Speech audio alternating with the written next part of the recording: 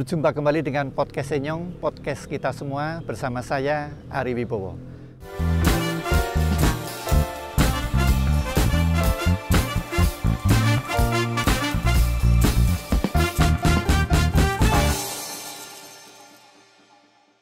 Waalaikumsalam warahmatullahi wabarakatuh. Sedulur, ketemu kembali di podcast Senyong, podcast kita semua bersama saya Ari Wibowo yang kali ini saya ditantang main catur oleh tamu saya. Jadi saya kedatangan tamu di podcast Senyong, tapi saya mau datang nih, tapi harus sambil bermain catur.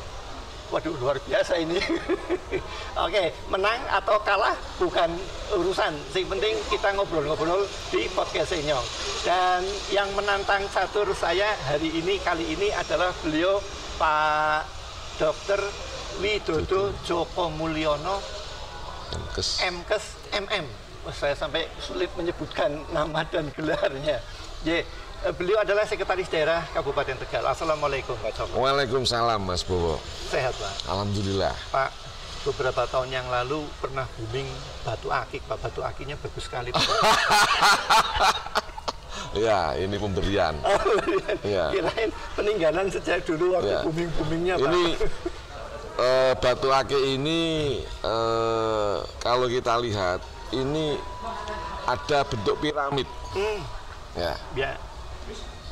Bentuk piramid ini ada suatu makna. Filosofinya adalah kita hidup itu dari urusan dunia yang lebar yang seperti ini mengerucut menuju satu titik, yaitu kesadaran pada Allah. Kesadaran pada luar biasa. Bukan apa pembukaannya sudah diwejangi ini saya. Bukan hanya sekedar ini bertuah, enggak. Ya. Lihat ini, saya harus sadar ini. Ya. Gitu. Tapi ngomong-ngomong ini main catur saya bidak putih ya Pak. Ya. Saya maju dulu Pak. Ya. Ya. Ini maju di situ ya. Aku maju sini.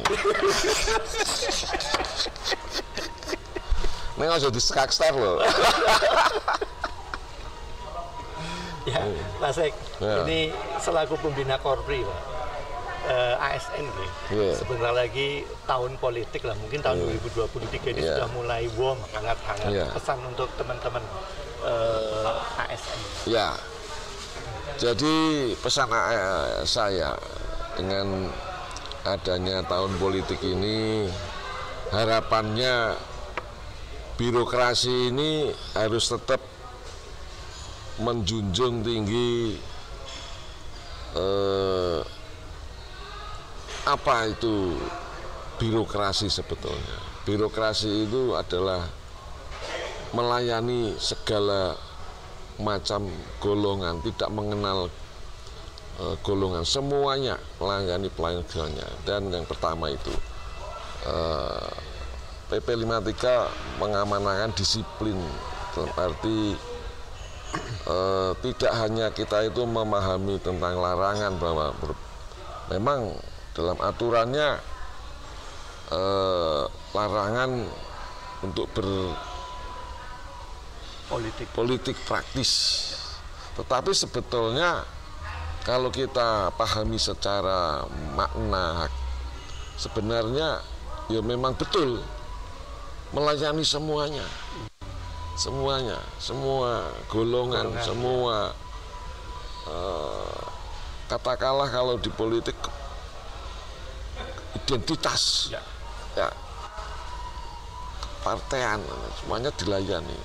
Nanti kalau berpihak ono sing loro, dilayani, kan gitu. Jadi itu mendasari dari dasarnya saja sudah harus netral. Dan ini harus dipatuhi. Kalau di aturan kan ada sanksi. Tetapi sebenarnya kalau kita masuk dalam hati kita, ini kita memang harus betul-betul melayani. Kayak TNI Polri itu kan kenetralan. Netralan gitu. Baik, terima kasih Pak Djoko. Pak Djoko, saya dapat informasi tahun ini purna ya? Iya. Saya kaget Pak dan tidak percaya. Ayo orang pantas sudah loh. Saya sudah putih semua ini Pak Djoko. Terus memang iya Pak purna tahun ini Pak? Iya, saya purna bulan Oktober selesai ya, Oktober 2023. Iya, 2023. Ada pengalaman unik menarik Pak selama menjadi sekretaris daerah? Iya. Saya terus terang jadi sekretaris daerah itu dari dokter ya. Dari dokter ini merasa bahwa waktu itu zamannya almarhum Abantus diminta untuk ikut di dalam tes dan bahkan sampai ke Pak Gubernur Pak Ganjar ikut menyeleksi tes. Dari tes ini saya sebenarnya air mengalir saja, air mengalir. Tetapi pada saat dites 3 orang, pertama saya terakhir. Pertama itu hampir 1 jam, kedua setengah jam ya. Saya hanya 10 menit. 10 menit dengan yang ngetesin Pak, yang ngetes. Gubernur pada itu terakhir, tes terakhir 10 menit. Dan itu pertanyaannya hanya, Pak Dokter, apa yang kau ketahui tentang Tegal? Nah, saya buat seperti saya mendiagnosa pasien sebagai dokter kan gitu ya. Ya gitu kan, Tegal begini nih permasalahannya, dia penyakitnya ini.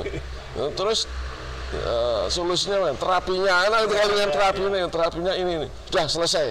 Terus Pak Sekda yang dami, Sekda Provinsi yang dami, Pak Sekda ada pertanyaan, cukup selesai.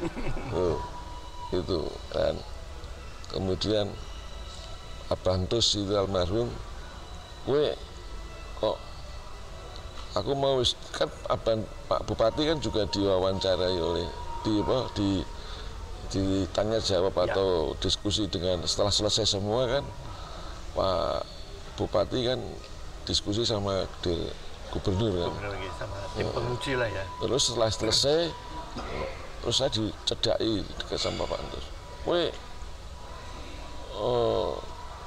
dulure Pak Ganjar mau enggak, aku sama sekali baru ini ketemu.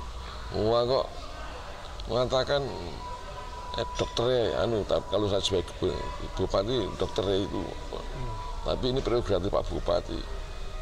Saya memang 10 menit toh Bah.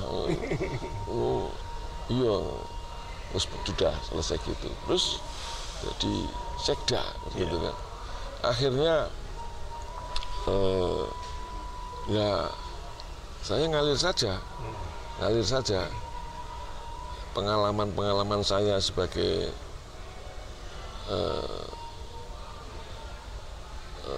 dokter, kemudian direktur rumah sakit selama hampir 8 tahun ya. 8 tahun itu rumah sakit itu kan unik juga. Hampir 1.000 orang ada di dalam satu rumah. Alhamdulillah dalam perjalanan ini kuncinya adalah komunikasi, koordinasi, dan ono masalah dirembuk.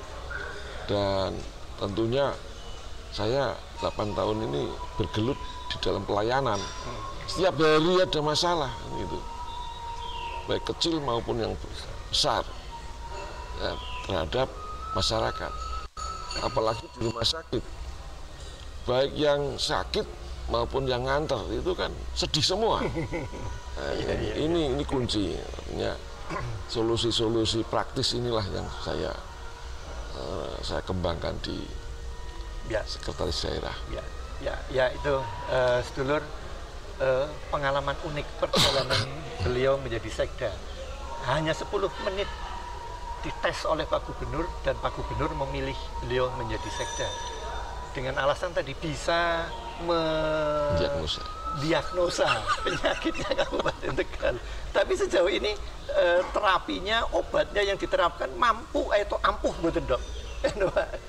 Ya, saya sampaikan kepada baik Pak Gusek dengan Pak almarhum terus maupun Bu Umi yang sekarang, kita nggak usah trial and error Bu. kita cukup terapi dengan ATM. Amati, tiru, dan modifikasi kearifan lokal. Karena ATM itu nanti kalau trial and error, waktunya habis kan gitu. ATM saja waktunya habis. Itu yang utama. Lainnya juga harus inovasi tentunya. Kreatif, inovasi itu. Kalau perlu malah out of the box. Itu kan. Tetapi kan dasar-dasarnya kan, daerah kono kayak gini, daerah kayak gini. Ya kan? Nah, maka kalau OPD sudah contohnya di mana dan sebagainya, kemudian dimodifikasi untuk Kabupaten Tegal bagaimana, kan harusnya malah lebih baik. Amati, tiru, biasanya meniru itu lebih baik. Nah, gitu. Nah, kemudian sambil menyesuaikan dengan aturan-aturan yang ada, itu salah satu dari terapi untuk diagnosa dan obat diagnosa itu. Tapi sudah berjalankah Pak ATM ini? Kemudian kendalanya apa Pak dari yang mungkin tidak berhasil meniru? Jadi sebetulnya kita tinggal kecepatannya. Kecepatan dan sumber daya. Sumber daya itu kan manusianya, SDM-nya. Kemudian yang kedua sumber daya materialnya. Sumber daya terkait dengan metodenya, dan sumber yang tidak kalah penting sumber daya anggaran. Ini yang 4 ini yang masing-masing kan berbeda, ya kan. Tetapi ini perlu terobosan. Bisa sambil jalan Pak? Iya. Yang mana Pak? Sambil mikir kayak Pak, coba sengaja ini biar konsentrasinya buyar. Ya, dilanjut lagi Pak tentang sumber daya tadi. Terutama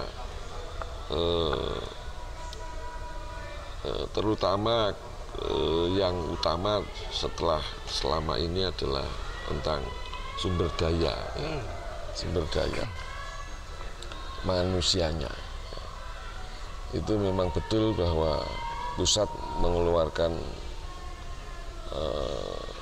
aturan atau harapan menjadi birokrasi atau ASN yang berakhlak, smart ASN dan sebagainya, ini memang betul.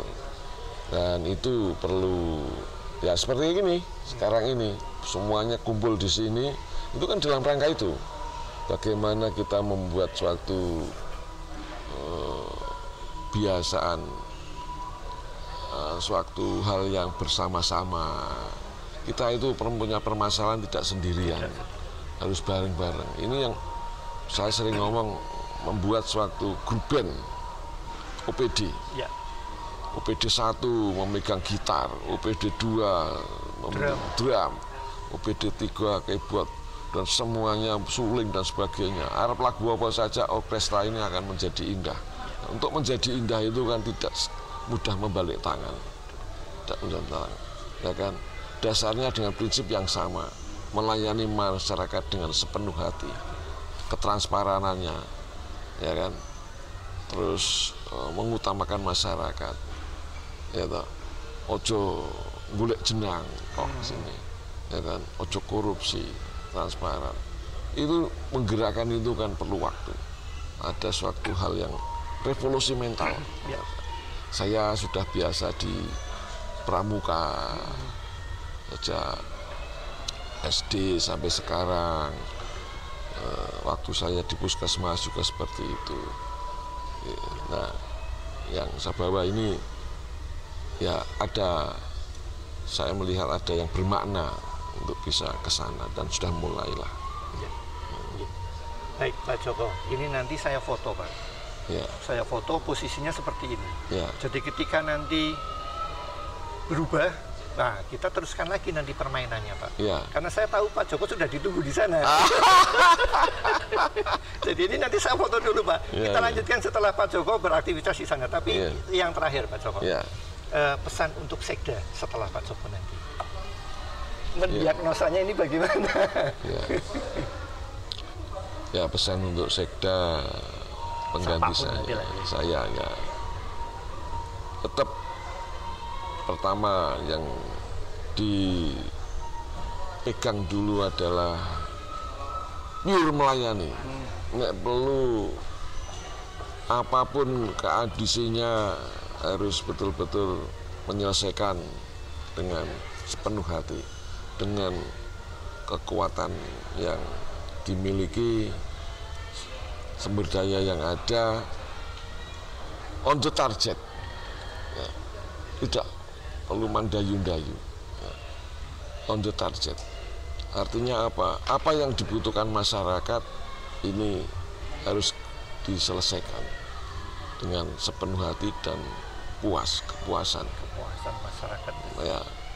Di rumah sakit sebagai dokter maupun sebagai dokter itu kepuasan itu dari sisi kepastian, dari sisi responsibility, accountability, tanggung jawab, ya, dan lain-lain, banyak standar ya yang pelayanan yang harus dilalui.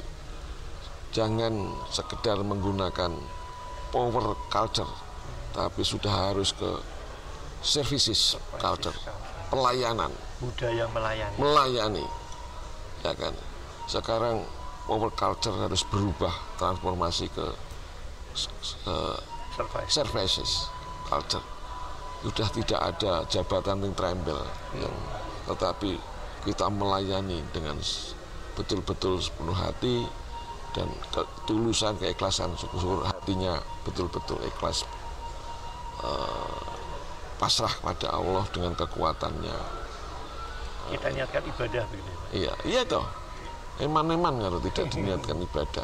Yang kedua adalah bahwa kita itu tidak sendirian.